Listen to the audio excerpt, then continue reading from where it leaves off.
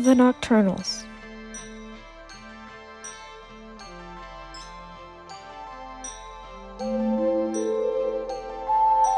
An original podcast.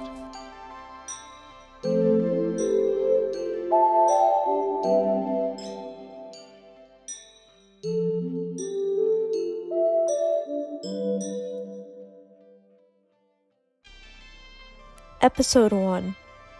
The Encounter.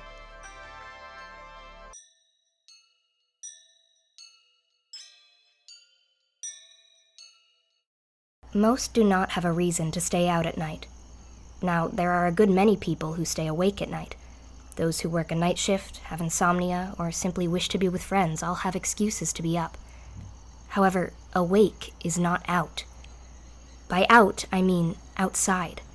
Out in the open woods and roads, remaining there for the hours they turn dark and cold. It's not a particularly appealing time. Really, there's no reason to stay out if you don't have to. If you do, it makes sense to return inside as soon as possible. It's what I'd planned to do that night. I was just supposed to let my dog out for a minute, then return to my warm covers. Louis, the dog himself, would hop on the bed and press into my side. We did go back inside, at first. I figured it was time when he started barking. Yet, the minute I closed the door, Louis turned around, letting out panicked howls. He scratched at the door, panting, eyes wide. He was scared. Louis? I knelt down, but he didn't seem to notice. Instead, he barked louder. Lou, what is it? I stayed there for some time. In my tiredness, I couldn't sense how much time was passing. I just sat there, not knowing whether it was 6 or 60 minutes lost. Finally, I sighed and started to head for my room, figuring he would follow. He didn't. I turned back around. Louis never just lets someone get away. He's a ridiculously clingy dog. What is it, Lou? I asked him, giving him a gentle pat. Do you need to go back out? He darted out the minute the door swung open. I gripped the leash tightly, nearly tripping over. Lou! He yanked me forward, barking. My pulse quickened. What the hell was going on with my dog? He's not the aggressive sort. Why was he suddenly growling as he rushed ahead, not slowing down to realize the leash had become tangled? I stopped suddenly, trying my best to hold tight. I was not aware of what had overcome him, but it worried me. I wasn't sure I should let him go on. He let out a low howl and attempted to sprint forward. I clutched the leash towards my chest, preventing him from going further. Calm down, Lou, I whispered. I stood there at the edge of my driveway, hoping he would relax. His nose twitched, and he suddenly became rather still, staring at the sky. Was he done? I took a glance at the sky. There was nothing there aside from a few large birds. Was that what had bothered him so much? Let's go back in, I said, giving the leash a gentle tug. He followed, though he kept turning back to look. We would take a couple steps, approaching the house once again, before he would spin and face the spot in the sky. I ignored this and kept walking. She's awake. I froze at the distant voice. I could barely make it out, but I knew it came from behind me. Another voice came, though this one I couldn't hear well. I turned, finding no one there. The birds were still up there, beginning to descend. A tightness grew in my chest. Louis barked as the birds drew closer and began to look wrong. Their limbs were too long, their wings in the wrong place. Really, the whole shape wasn't particularly bird-like. It was almost human. It only seemed more so as they drew nearer, as their features became more defined. I began to realize that these creatures weren't birds, that they didn't simply look human. They were human. Almost. If it weren't for the fact that they were far above the ground, and if there weren't wings sprouting from their backs, they would simply look like an ordinary crowd, nothing more than some older people taking a nighttime stroll.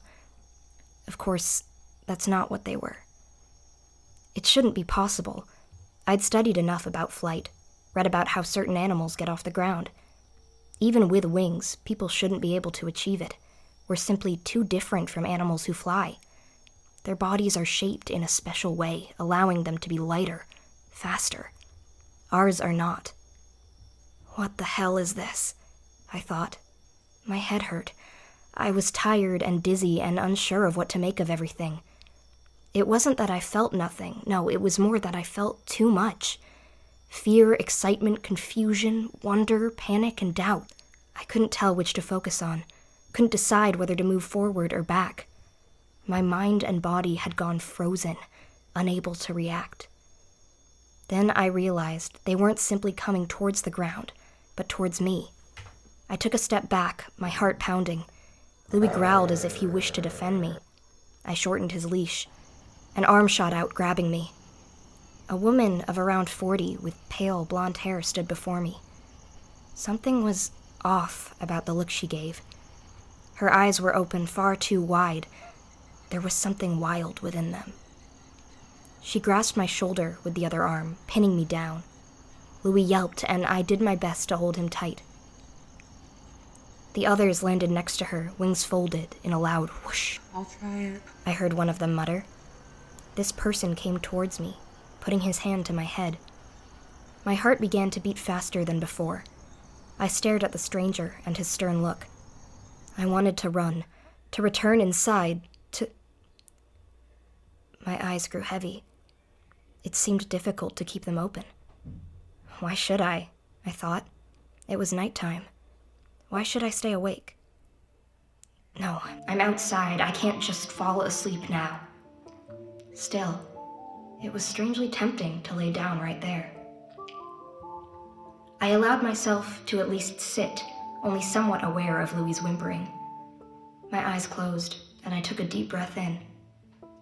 Louis barked again, louder this time, but I found I couldn't open my eyes. I couldn't move. There was still an awareness I had. I could feel myself breathing, feel the summer breeze on my face. I knew I wanted to get up, to check on Louis and return indoors. However, I couldn't. It was as if something else was holding me in its control. No dreams yet. Said another voice. Can you try pushing further? Louis growled, and I felt his leash fall from my hand. I couldn't move to stop it. My chest grew tight. If I couldn't get him, he'd be in danger. He could run into the street, be taken away, become lost, be taken, run. I was too tired to think. A dream began to form, a familiar one. A building with light coming only through the ceiling, a stairway in the corner, one that would lead to another floor, then another. There isn't any end to it, at least not one I've found. I moved toward the corner, looking up at the strange stairs. They were spaced apart, requiring one to jump from one to another. I climbed on that first step, looking out. Then, my eyes burst open. I blinked, clearing that initial blurriness. 2 more winged people had shown up, these 2 younger. They appeared closer to my age of 19. One of them, a girl with long, loose curls, held Louis. "Give him to me." I stood up, reaching for the dog, before drowsiness took me again. I was now in the second room. It was empty aside from a door on the other side. I took a few steps forward before realizing the ground was wet. Water was rising within the room. I heard people talking and arguing around me. I kept trying to move forward, but walking through the water was slow. There wasn't much I could do. I tried my best to move forward, doggy paddling my way across. The door seemed smaller suddenly, and I had to dive under to reach it. My eyes shot open once more. Most of the group was gone, only the 2 around my age remaining. What? My voice trailed off. I didn't know what to say. Here. The girl said, handing me my dog. Hopefully they shouldn't attack you again. I simply stared at them. The 2 shifted awkwardly, as if they were also unsure what to make of this. It was silent enough that I could hear the rustling of leaves, the slight buzz of honeybees out in the night. You should go inside, The boy said. try and get some sleep. He helped me up, beginning to lead me back toward the house. I still couldn't find anything to say. I didn't know how to feel. What had I just seen, really? I had no real idea. Maybe I'm just dreaming. Yet this was different from any dream I had. It had started too mundanely. I was just walking my dog. That wasn't how dreams worked. One doesn't just walk their dog with nothing more happening. Something would have to have been off from the start. The leash, the dog, the house, anything. Anything. We stopped walking, and I realized we were already at the door. I could hear faint buzzing from the outdoor light overhead. It barely worked these days, only really providing a dim flicker. I looked up at the strangers, who were already staring back at me. I guess they weren't sure what to do. I sighed. You can't just pretend what happened was normal. All I got in return was silence. The girl frowned. You're right, it wasn't, but it's hard to explain, and I'm not sure you'll remember any of it. I stared. What? She grabbed her shirt, fidgeting in a nervous manner. Look, I'll tell you everything if I end up seeing you again. The boy looked at her, then to the ground, nodding. For now, just get some sleep. The two looked to one another again, as if deciding if there was more they should do. It seemed there wasn't. They began to spread their wings, preparing to take off. I backed away, uncertain. I'll tell you everything if I end up seeing you again. The words stuck in my head. Would I see her again? Was this all simply a dream? Was I seeing something that wasn't there? I staggered as one of the wings brushed me. That was it.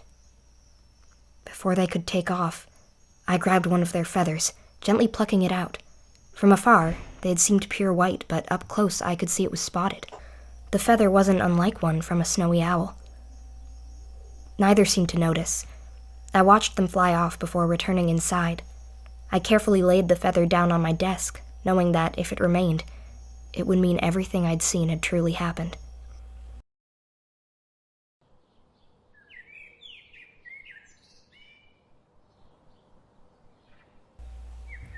Sunlight filtered through my shades, waking me up. I blinked. I was still half asleep, enjoying the warmth of the covers. It was only when I noticed the feather that I woke up. I sat up. So everything had been real. What now? Did I try and find that girl? Did I want to? While the younger ones hadn't seemed harmful, the first group had done something to me. I wasn't sure what, but it was enough to scare me.